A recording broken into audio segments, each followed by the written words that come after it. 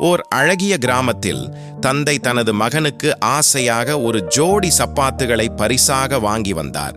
ஆனால் அதன் நிறம் தனக்கு பிடிக்கவில்லை என்று சொன்ன மகன், உங்களுக்கு ஒரு பொருளை சரியாக தேர்ந்தெடுக்க கூட தெரியவில்லையா என்று அவர் மனதை நோகச் செய்தான்.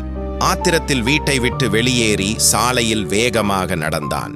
அப்போது எதிரே சக்கர நாற்காலியில் அமர்ந்து சென்ற தன் வயதுடைய ஒரு சிறுமியைக் கண்டான். அவளுக்கு கால்கள் இல்லை என்பதை உணர்ந்த அந்த நொடியில் அவன் இதயம் கனத்தது. நடப்பதற்கு கால்களே இல்லாமல் எத்தனையோ பேர் உலகில் கஷ்டப்படும்போது ஆரோக்கியமான கால்கள் இருந்தும் வெறும் நிறத்திற்காக தந்தையை அவமதித்து விட்டேனே என்று அவன் உள்ளம் துடித்தது. தன் தவறை உணர்ந்த அவன் மறு நிமிடமே வீட்டிற்கு ஓடிச் சென்று தந்தையை இருக்க அணைத்துக் கொண்டான். என்னை மன்னித்து விடுங்கள் அப்பா என்று கூறி கண்ணீர் விட்டு அழுதான். நம்மிடம் இருப்பதை எண்ணி திருப்தி கொள்ள வேண்டும். இல்லாதவர்களின் நிலையை உணர்ந்தால் இருப்பவற்றின் மதிப்பு புரியும் என்பதை அவன் அன்று கற்றுக்கொண்டான்.